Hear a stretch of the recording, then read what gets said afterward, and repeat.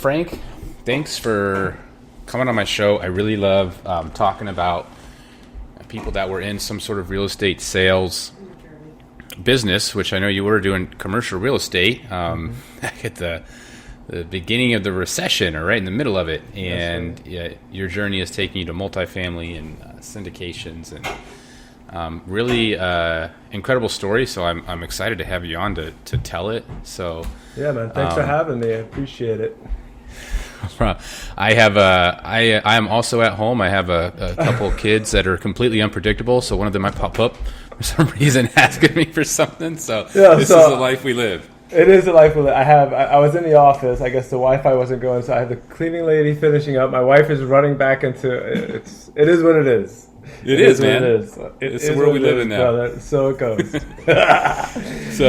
So Frank, tell me, man. It's like just start from the beginning, man. I really want to hear your story. You know, I know you had some tragedy that pushed you into real estate and everything. So, man, I want to hear about it. Yeah, for sure. First off, thanks for having me. Super excited to be here, man. I'll go back to, I grew up initially in the Bronx, New York. I grew up in the Bronx, so my father was a medical doctor. He was an ophthalmologist, and he always had a passion for real estate. And he always wanted to do his thing with real estate while pursuing the medical field. So he went to medical school in Guadalajara, and when he came back, he started pursuing acquiring properties for medical facilities in the Bronx, in our community. He wanted to give back to the community. So what happened was in 1985, his first deal, he was 32 years old.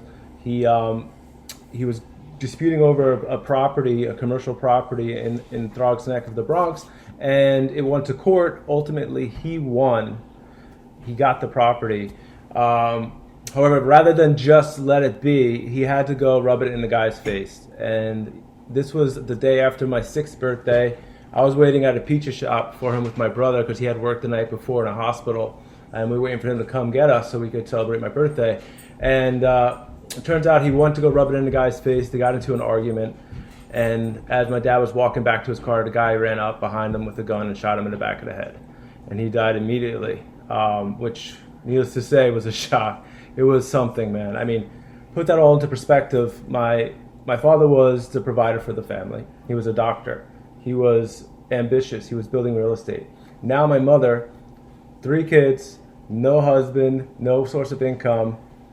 His life insurance plan, he misfilled some forms. They were sent back when he died. She had 0 money from that as well. But this is something that really blew my mind was my mother with a high school graduation and 3 kids on her own, one in there, and she ran those properties. And she paid off every single investor that invested in that property. And she grew those properties 3-fold. Now, needless to say, she wasn't necessarily real estate savvy. She never put money back into the properties. She was always taking money out. And it got to a point where these things became way over leveraged. So that's going to take us basically through the 80s and 90s. And in 2008, we were about to lose the property. Now, at that point, I was a waiter at a restaurant in New York City. I was pursuing other things, and lo and behold, me and my sister had to get involved in the real estate. We went to these properties, and we had squatters in there. There were families living in the basements of these facilities, medical facilities, and we had to sell the properties. We had to get in there, and we learned firsthand, essentially, what an over-leveraged property looks like. Not only an over-leveraged property, but a property that no one has put money back into.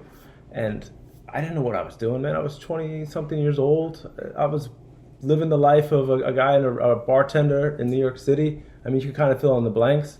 I'm going to banks to get loans. They're like, give me your financial statement. I'm like, financial statement? I'm like, what are you talking about, man? I'm barely making rent here.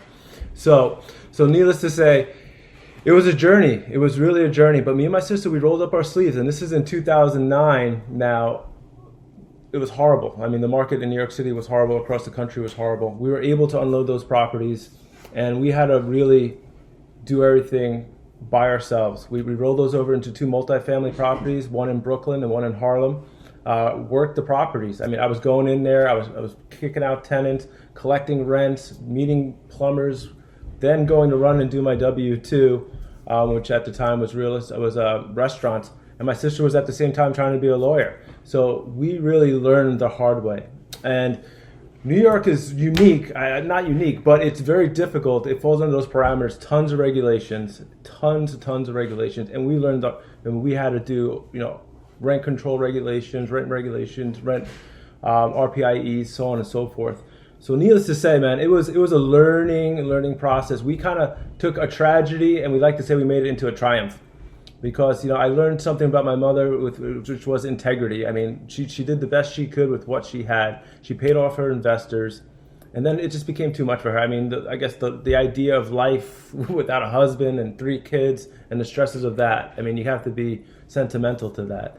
And, yeah, the reality is it was tough to get involved because initially she kind of guarded us from getting into real estate because where the buildings were was where the scene of the crime was. That's where he was murdered, right there at those buildings. So she didn't really want us to go there. So it was kind of heavy. But we took it, we took lemons and we kind of made lemonade. And that we've been, fortunate enough that now we've expanded our portfolio. And it's been a slow process, probably slower than I'd like. But it's been a learning process nonetheless. Wow, that's a really powerful story, man. I'm sorry to hear about your dad. That's incredible hardship, man. At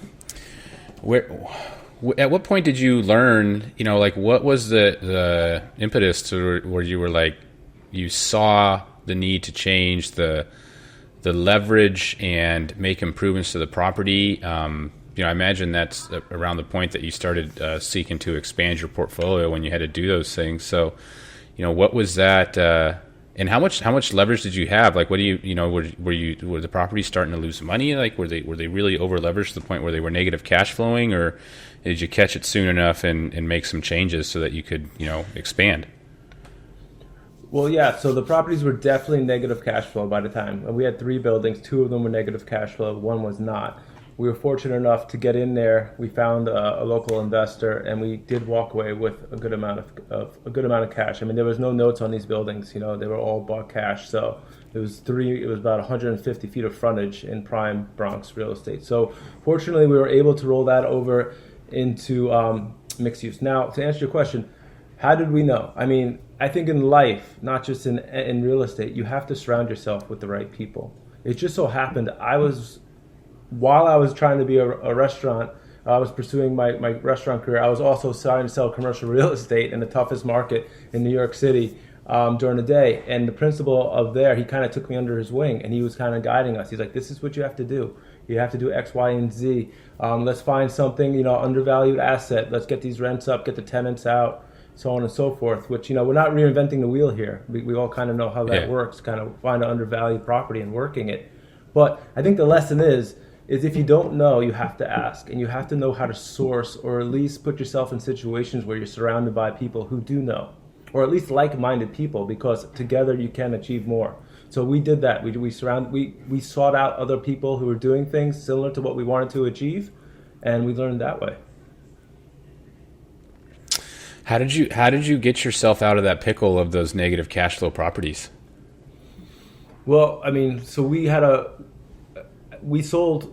didn't know. I mean, we sold those 3 buildings at that time for $3 million, which, in hindsight, we probably could have got a bit more for that.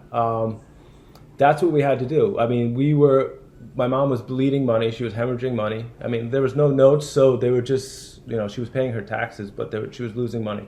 So it was just a matter of cutting our losses. Fortunately enough, at that time, we found one of the buyers who were still active during those periods, and they came in all cash.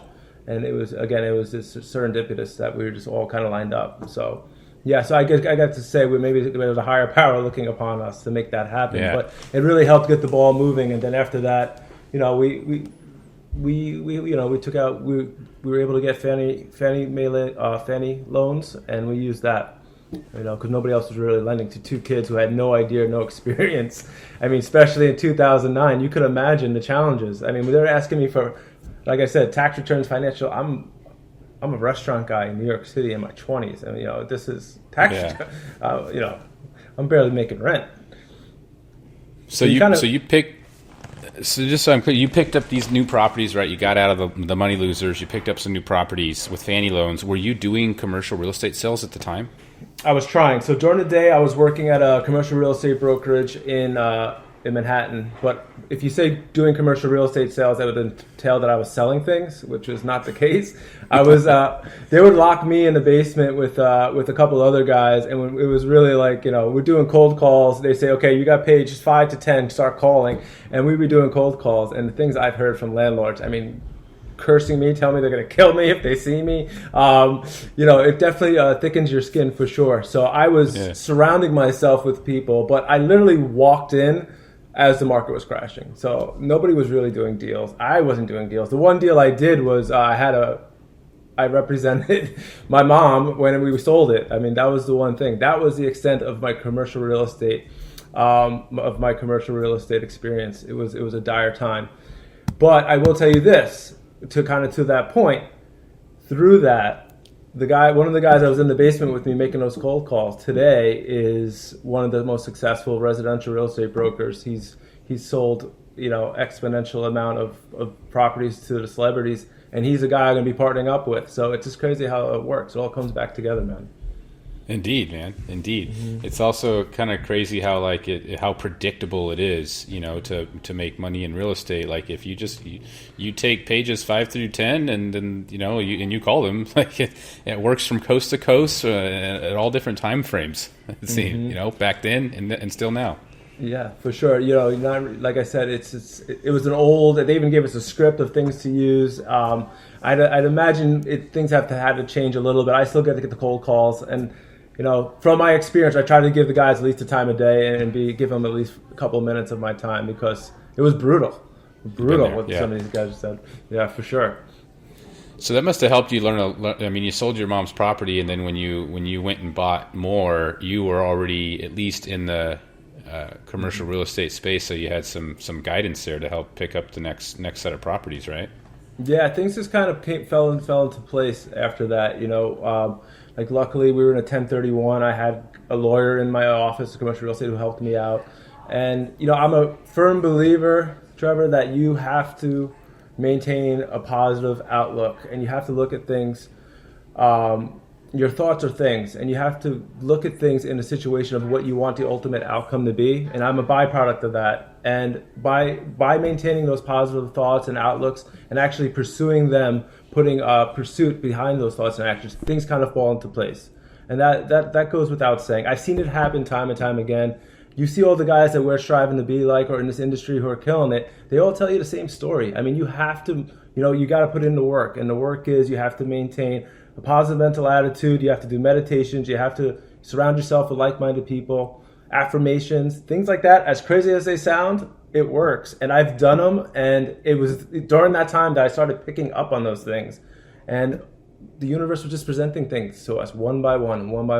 And now I'm in a place where I'm just so grateful for that. And we could sit here and talk about commercial real estate and what have you. But I think the message also needs to be the importance and strength of anything that you're pursuing is to maintain that outlook on things.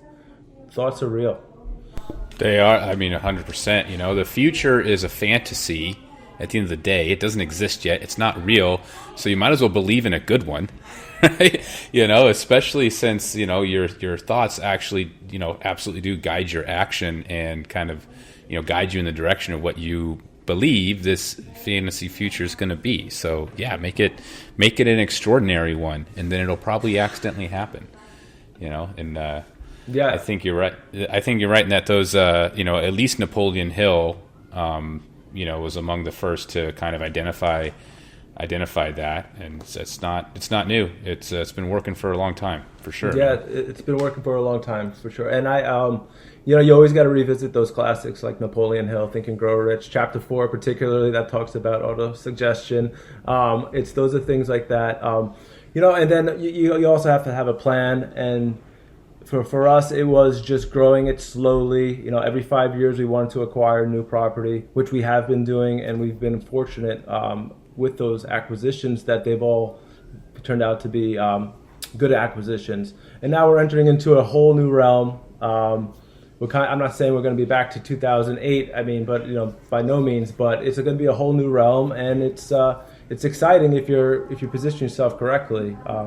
So we're just going to wait and see the way things fall. But I think there's going to be a lot of opportunity coming up. So we're kind of licking our chops a little bit. Yeah, especially in commercial. All those bridge loans coming due. Lots of opportunity. So you got a property, 2008, multifamily, I take it, right, when you did that 1031? Yeah, we got two. So we got one in Park Slope, Brooklyn, which is considered like prime Brooklyn. And then we got another one in Harlem. Those are two mixed-use properties. We worked those properties. This is also while I was pursuing other things. I was in the restaurant world, became a partner in a restaurant. We opened restaurants. And needless to say, that's a lot of commitment and stuff. So I was living in the restaurant world for almost 20 years.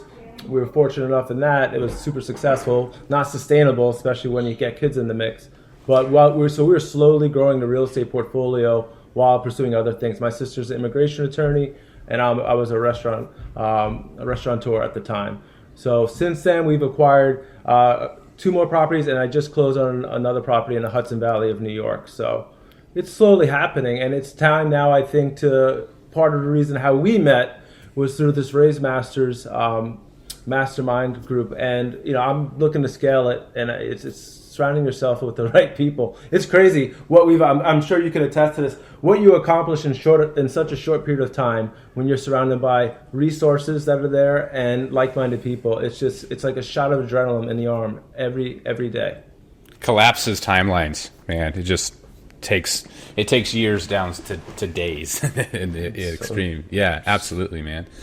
And when you turn real estate into a team sport, right? When you start partnering with people that are really good at things that you're not, and you can compensate for their weaknesses too. Oh, it's such a beautiful thing, man. It's so cool. Absolutely. Yeah, that's great. I would say, I could relate it to in a restaurant when we were having in the middle of service. If it all goes right and everyone does their part, it's like a beautiful dance, man. But if somebody's off, it's an absolute disaster. So it's all about finding that, the synchronity of just dancing and flow. It's the flow. And when everyone's in their flow, it's a special thing. It really is a special thing. You see other people achieving things, and, it's easy to have resentment, but you can't use that as resentment, man. You got to use that as fuel, and it should actually be encouraging. Yes. It should be, right? Yeah. It's so tough and it's like you need to be intentional to change your mindset like that, to not be upset at someone else's success. It's almost like kind of incredible how it seems like everyone's wired that way, and like how much work it takes to get past the caveman mindset and into the abundance mentality, and just be happy for everyone's success and know your turn is next. It's so crucial too. But it's usually that distinction that we stop pursuing because we're like, we're never going to get there, and we fall just short. You fall just short because the other guy did it, and he said, that can't happen. So, it's just got to change it. I'm working on it, man. I'm not saying I'm working on it. Every day you got to put in the work. You got to put in the time, man. Yeah. Yes, sir. Are you journaling? I journal, and I started journaling. That would probably be my biggest challenge. I'm meditating. Journaling, I've been doing in the morning. Definitely trying to exercise for sure. And reading. Those are like my four things that I try to do every day to some extent. Don't be fooled by my body. I try and exercise every day. Yeah. I'm with you, man. I'm with you. Yeah.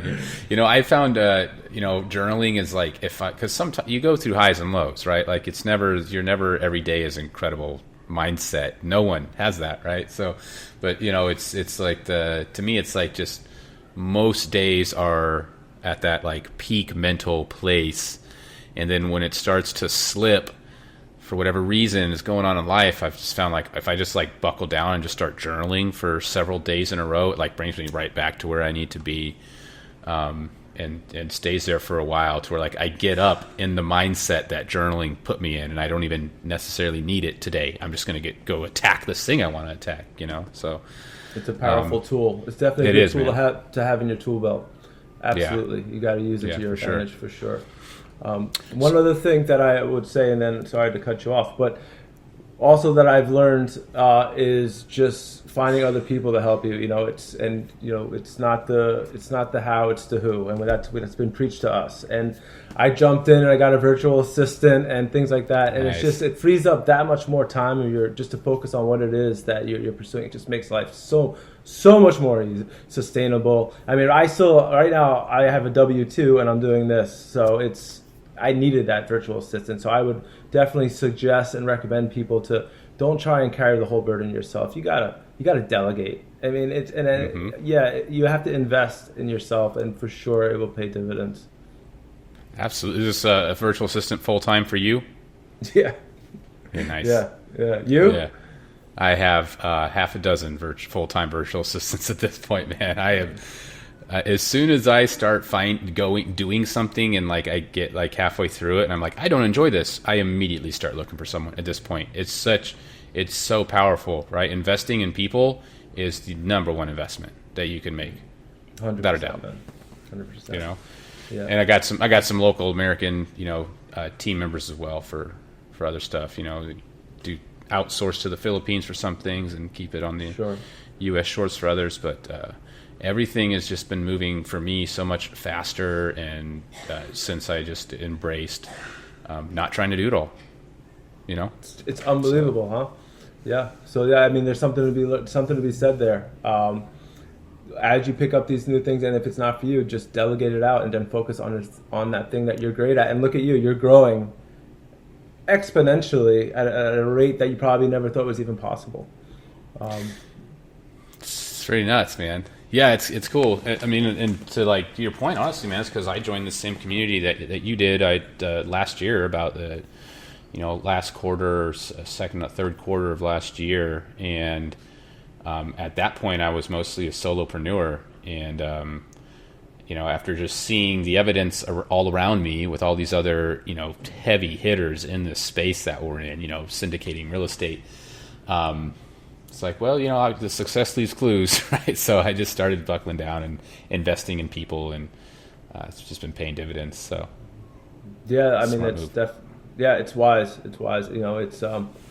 It's definitely a challenge at first for everyone, right? You got to get over these hurdles, but once you accept it and you go, I mean, I guess you have to do the things you fear. You have to put yourself in uncomfortable situations. I mean, case in point is getting on a podcast for some people. I mean, it's just something that it's not common, right? But it's you have to put in the work, whatever it may be. And by doing the thing that you fear, you don't fear it anymore. So it's Absolutely. It's pretty cool. Yes, sir. Absolutely. Especially when it works out. Right. So you've got 4 multifamily units now, right? And I suspect you're probably sharing that, it's kind of almost like a family thing. Is it at a point where you could stop your W-2 if you want? No, I live. No, unfortunately not. I mean, I'm in wine sales. I've been in wine sales since the last 8 years, and that is, I'm in the sales. I'm moving and shaking. That's my thing in New York. I do really great. I've been top sales in the country for the last 2 years, which is fantastic. But I'm looking to transition completely over to real estate. It's a grind. I've been doing it for a bit. You got to go out and you're running around. It's a grind. It definitely takes its toll on you. No, I am not there yet. I mean, complete transparency, we use most of that to take care of our parents. We have them in assisted living facilities and things like that. And that's kind of like our nest egg. It's my sister and I. But the objective is to get there. I mean, fortunately enough, I'm in a situation where my W-2 and my wife's W-2 enables us to pursue this. And also to not have to tap into those funds just yet. We'll just use those. Yeah. So to be clear, this real estate is paying for assisted living for your parents. Yeah, it's paying for assisted living and then some. So thank God we have it, because my parents had nothing. I mean, they lost everything. So when I say my parents, I mean my stepdad and my mom. They lost everything, man. And it was, fortunately enough, we're in a situation that we're able to take care of them. And that, assisted living around here, and I imagine everywhere, is not cheap. It's not cheap. It is not. It is not. So thank God we're okay. And that, we're setting them up so that their golden years are going to be, they deserve it. Yeah. Yeah, for sure. No, that's the beautiful thing, man. You get to, because otherwise you'd be strapped paying for the assisted living for them with your W-2 job. We would be strapped. Like a lot of people are in that situation, and real estate is keeping you out of that situation. That's beautiful, man. Yeah, I mean, that's exactly it. I mean, that's why I'm pursuing real estate more. I think we could all say, we've read Think and Grow Rich and things along those lines. I mean, it's a continual rat race with this W-2. I mean, it seems like the more money you make, the more you're paying in taxes and the less money you have. So it's just so smart, and it just makes so much more sense. And and you kick yourself like, oh, why have I waited so long? But yeah, the idea is to go ahead and pursue this thing full front, make the income, set myself up in a position where I don't have to worry about things like that, like getting up and going to make sales calls. It's tiresome. Do other things you want to do.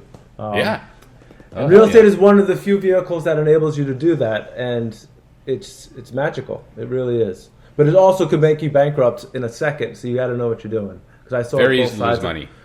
I saw both sides of the coin. I lived on one side where bankruptcy was something, but I see the other side as well. And you just got to be smart. You got to be calculated for sure. So you've got 15 years of turning problem real estate into real estate that can take care of people and then some, as you said, take care of your parents and then some. And I'm kind of surprised that you're just getting into the using other people's money version of this so that you can scale much more rapidly. But I'm glad you are now, man. I'm glad to hear that you're going down that road. So if someone, you sound like a quality operator. If someone wanted to work with you, if someone wanted to invest passively with you, or just kind of get you on their radar, what's the best way for them to find you and reach out to you? Yeah, sure. You can find me at Frank at Damro Assets. That's DAMRO Assets.com. We also have a website. It's damroassets.com. Those will probably be your two best. And you can follow me on Instagram at Damro Assets.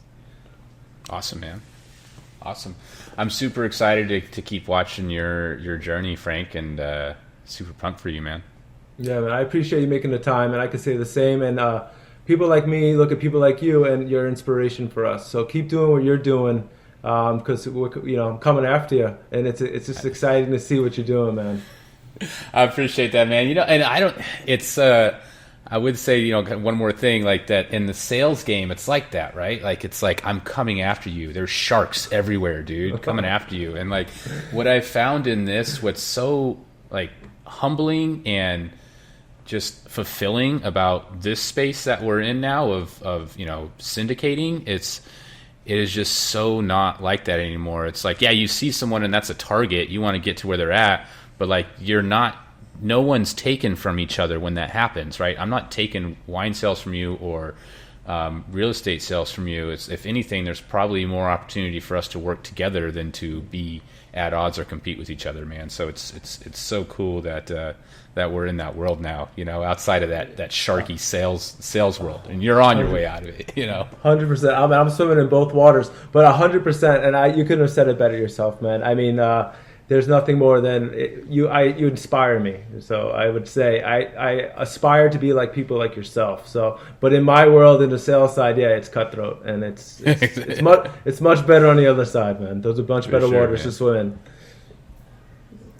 Cool. Well, Frank, man, appreciate you coming on, man. Telling your story, really do, and thanks for the humbling words. Much appreciated. Yeah, man, much appreciate you. Thanks for everything. Thanks for having me.